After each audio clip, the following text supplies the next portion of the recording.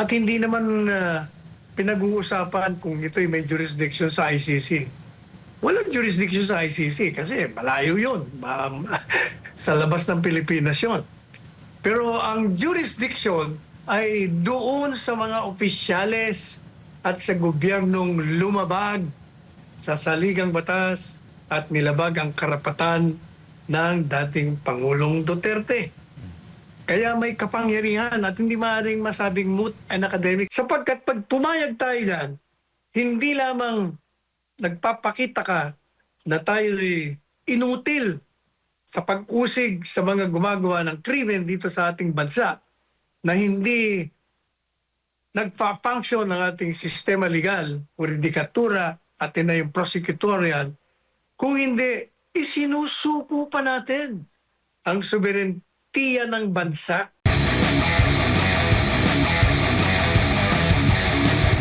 Ang inyong column sa Manila Times na may titulong Habeas Corpus Petition Not Muted by Government Surrender of Duterte to the ICC. Basahin ko po. Franco, Yes, Attorney. Franco, yung title hindi muted, not mooted. M-O-O-T-E-D dapat yan. Not mooted. Not muted.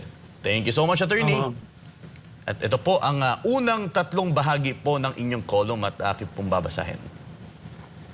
In relation to the claim of government officials charged in the petition for a writ of habeas corpus filed with the Supreme Court that the habeas period is mooted by the surrender, which is illegal in the first place, of former President Rodrigo Roa Duterte, or FPRRD.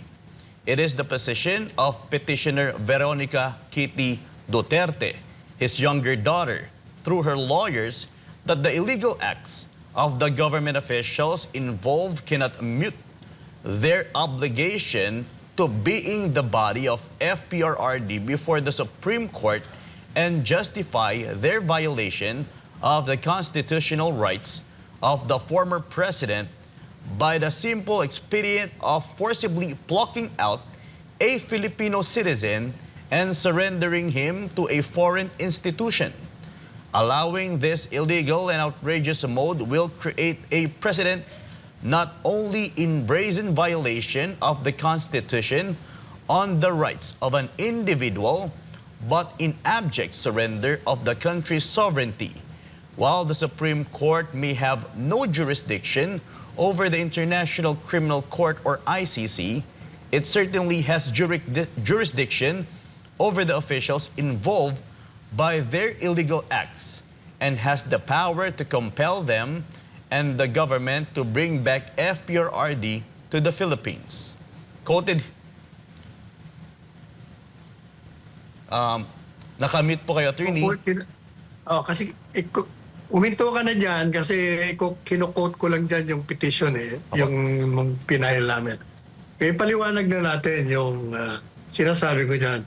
Kasi ang sinasabi ng maraming mga abogado, mga kontra sa petition, sinasabi nila na wala na yung habeas corpus, moot and academic na yan.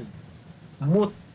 Kasi wala na raw si Presidente Duterte dito at tayo ay, ang Korte Suprema ay wala nang kapangyarihan sa ICC.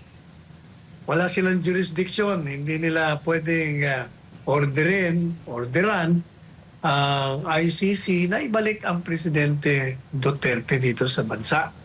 Tayo po'y salungat doon sa tsoryang yon. Sapagkat ang sabi natin doon sa ating petition in behalf of Digong's daughter Kitty na hindi maaaring maging moot and academic sapagkat ang Korte Suprema, ang lahat ng hukuman ay may jurisdiction over sa mga illegal acts na ginagawa ng opisyalis ng gobyerno at ng gobyerno. At hindi naman pinag-uusapan kung ito'y may jurisdiction sa ICC. Walang jurisdiction sa ICC kasi malayo yun. Sa labas ng Pilipinas yun. Pero ang jurisdiction ay doon sa mga opisyales at sa gobyernong lumabag sa saligang batas at nilabag ang karapatan ng dating Pangulong Duterte. Kaya may kapangyarihan at hindi maaaring masabing moot and academic kasi kung sasabihin mong wala ng kapangyarihan, walang magagawa ang Korte Suprema sa mga illegal na pag-aresto, illegal na detensyon, illegal na pagkuha at pagsuko sa kanya. Ibig sabihin, tayo ay wala nang magagawa. At lalong-lalo na, parang lumalabas na itong gobyerno o mga opisyalis ng gobyerno, pag ito ay may kalaban sa politika, ang gagawin nila, isusuko nila sa ICC o sa foreign institution o sa ibang bansa upang mailayo lamang dito sa ating bayan. Di ibig sabihin, sinicircumvent na lang yung ating batas. Hindi maaari yun sapagkat gaya ng paulit-ulit nating paliwanag, hindi maaaring ang isang mamamayang Pilipino, pag ito'y inaakusahan natin ng krimen na ginanap o ginawa dito sa ating bansa, hahayaan natin ang isang dayuhang bansa o dayuhang institusyon o dayuhang hukuman ang liliti sa kanya.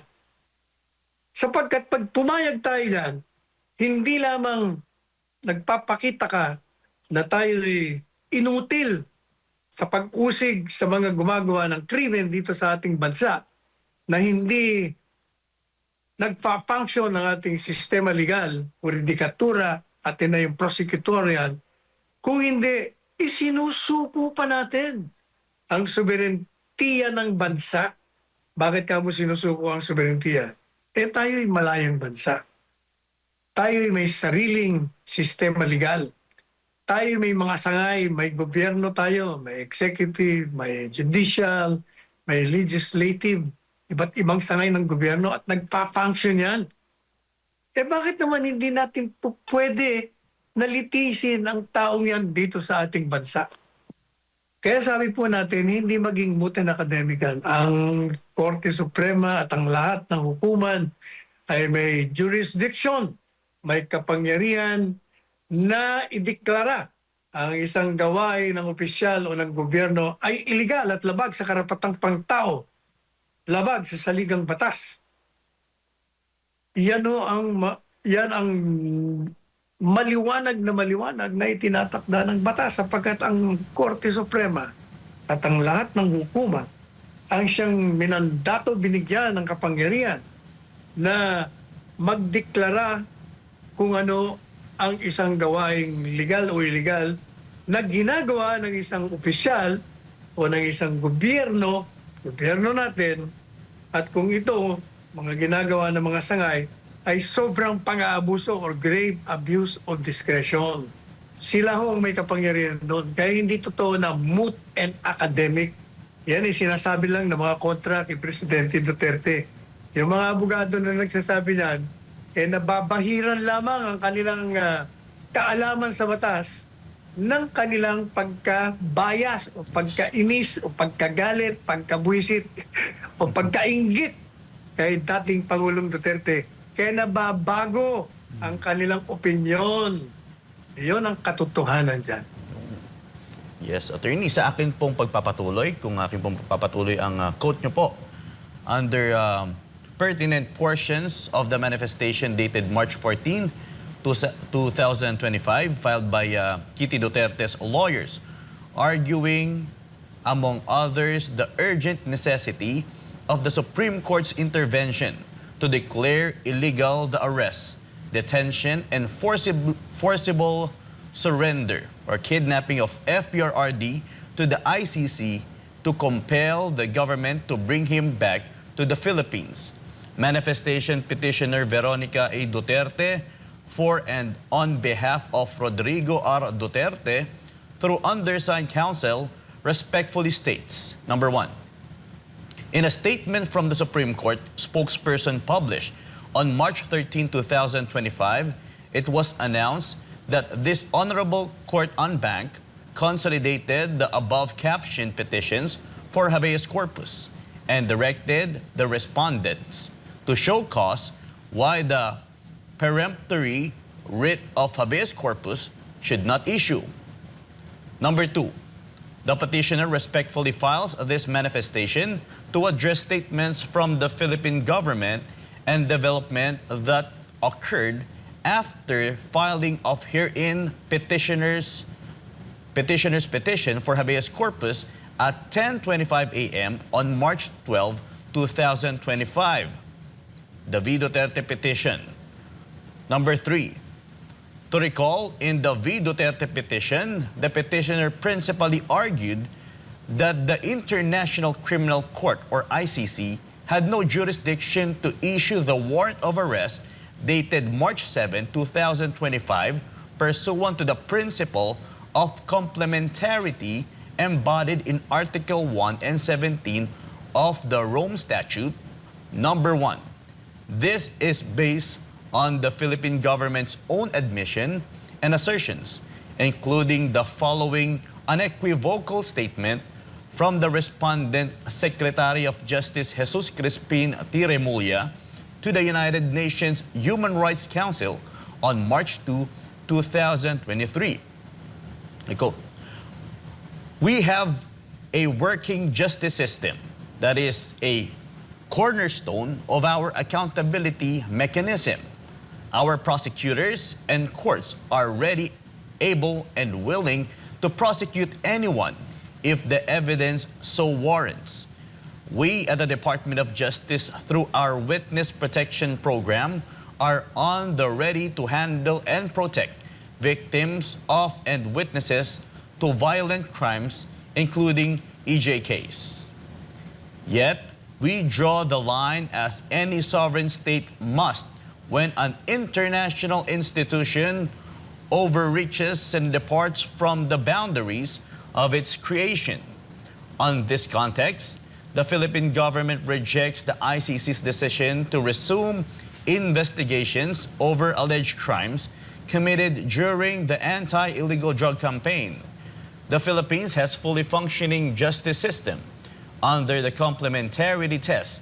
The ICC therefore has no jurisdiction over Filipino citizens whatsoever. Number 4, even assuming for the sake of argument that the ICC has jurisdiction, petitioner asserted that the implementation of the warrant of arrest was without due process of law. Petitioner pointed out that in cases of extradition, the Department of Justice is required to file a petition for extradition with a regional trial court even before it can arrest the subject of a request for extradition, let alone before the subject is delivered to the requesting country. Petitioner argued that if an extradition subject whom the Philippine government is obligated to arrest and surrender pursuant to an extradition treaty is afforded the right to be heard before a local court, then former President Rodrigo R. Duterte, whom the government has absolutely no legal obligation to arrest and surrender to the ICC, should be afforded the same, if not better, rights. As this honorable court knows, however, the respondents deprived former President Duterte of his day in court by summarily removing him from the Philippines and surrendering him to the ICC. The respondents violated Article 59 of the Rome Statute. The DOJ is not a competent judicial authority. The former president's arrest was illegal, even based on the Rome Statute itself. Franco, huminto ka na dyan at i-discuss na natin. Yan ang sinasabi natin sa petition. Ang gobyerno natin, sa kanilang mga submission, kanilang mga pahayag, publicly, officially, dyan po sa ICC, at kinukot natin si SOJ Remulla, na sinasabi niya na hindi kayo po pwedeng pumasok sa amin. sapagkat wala kayong jurisdiction dahil meron kaming sistema legal na malusog na malusog. Inuusig namin ang mga kriminal. Ang mga hukuman namin ay gumagana. Katunayan nga, hindi po ba marami tayong mga nakakulong, nakaditini. Yung mga iba ay may mga pending trial, ang iba naman na-convict na. At hindi ba sinasabi ko nga sa inyo, may dalawa na ang presidenteng kinulong natin eh. Ano ba bang pagpapatunay na meron tayong isang sistemang malusog? May pinatapon na rin tayong presidente sa ibang bansa. O kaya sabi natin, kayo mismo nagsasabing walang jurisdiction. At sinasabi nyo na yung complementary rule na matagal na ho nating sinasabi, nasa Malacanang pa tayo eh. Kaya nga natutuwa tayo na inadapt nila yan. Nung maging presidente si Marcos Jr., inadapt nila yung teoryang walang jurisdiction. At gaya ng sinasabi natin, bilang tagapagsalita at abogado ng Presidente Duterte, yung principle of complementary rule should be applied. Na sinasabi doon, kahit miyembro ka ng ICC, hindi maaaring basta makikialam ang ICC sa sistema legal mo. Kung ikaw ay may kakayahan at inuusig mo ang mga kriminal, makakapasok lang sila kung number one, wala kang kakayahan. O number two, may kakayahan ka pero ayaw mong gawin.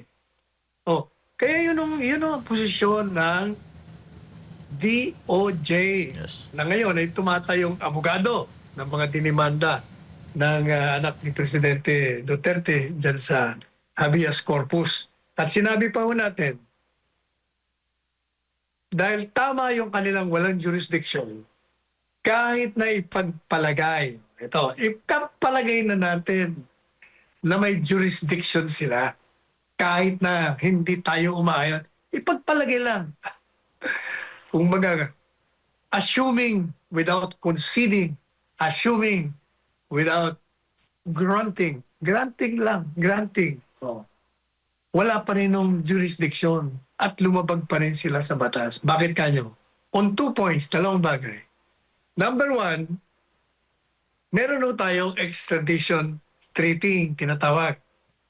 Na pag nag-commit ng krimen ng isang mamamayang Pilipino sa labas ng bansa, yung bansa kung saan ginawa niya ang krimen ay maaaring, dahil meron tayong tratado, humiling na kung maaari ay yung nagkamit ng krimen dito sa aming bansa, nandyan sa inyo sa Pilipinas, mamamayang Pilipino yan, kami humihiling na ibigay niyo sa amin yan. Pero hindi ho basta ibibigay sapagkat meron tayong batas na sinasabi na pag yan ang kalakaran, kailangan muna kailangan maghain ka ng petisyon sa hukuman, sa lokal na hukuman para mabigyan ng due process ng pagkakataon na salungatin ang inihiling ng ibang bansa. Nakunin at isuko ang isang mamamayan natin.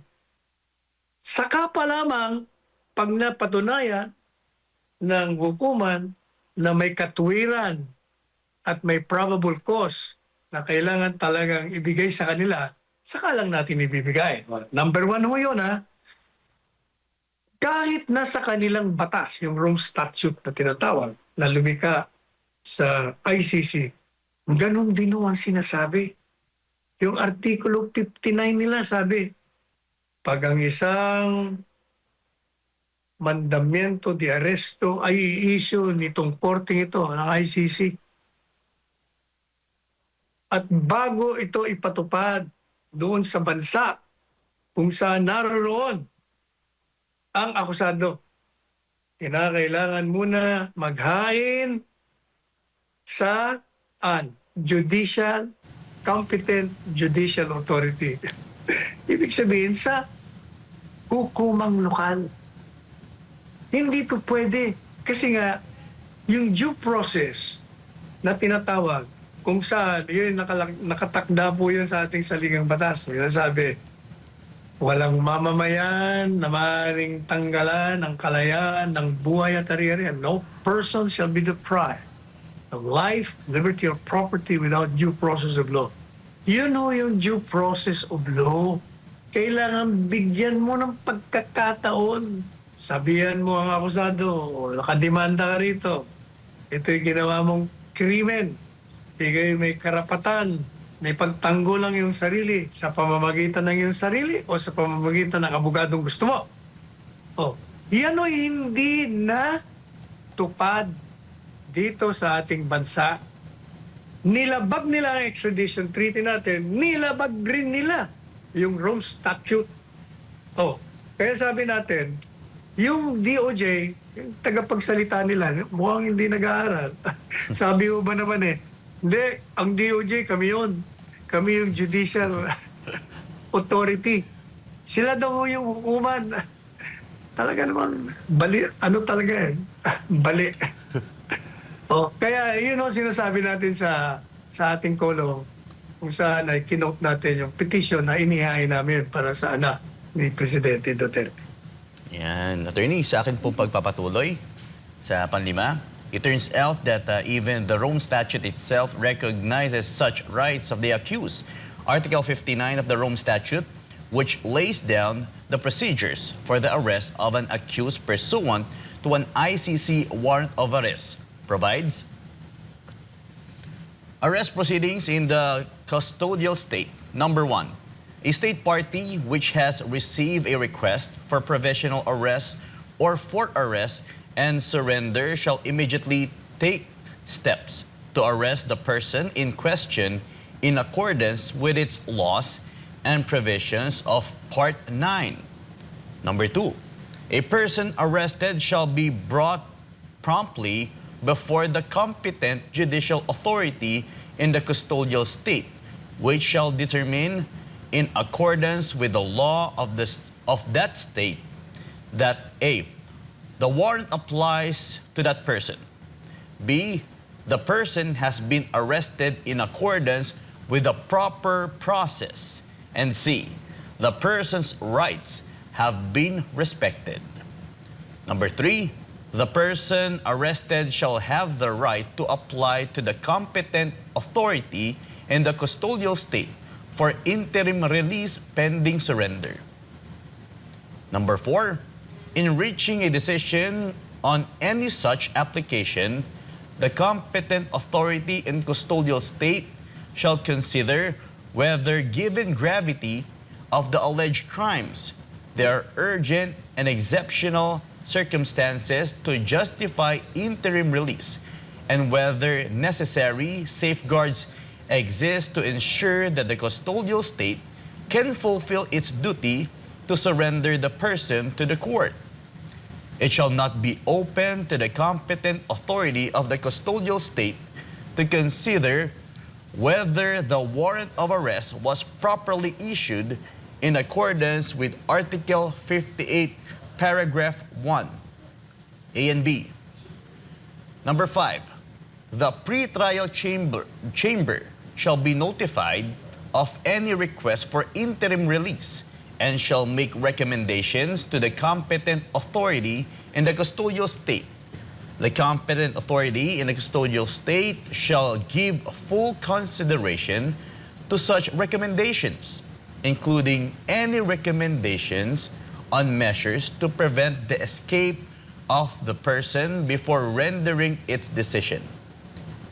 Number 6, if the person is granted interim release, the pretrial chamber may request periodic reports on the statutes of the interim release. Number 7, once ordered to be surrendered by the custodial state, the person shall be delivered to the court as soon as possible. Emphasis and underscoring supply to be continued on April 14, 2025. Yan po, attorney. Kaya, kitang-kita mo dyan, binasa mo yung rules mismo ng Yes. Rome Articles. Statute Yes. na kailangan bigyan mo ng pagkakataon yung akusado na gusto mong kunin na magkaroon ng pagdinig kung meron ng basihang legal na siya ay isusuko mo. Hindi lamang yan.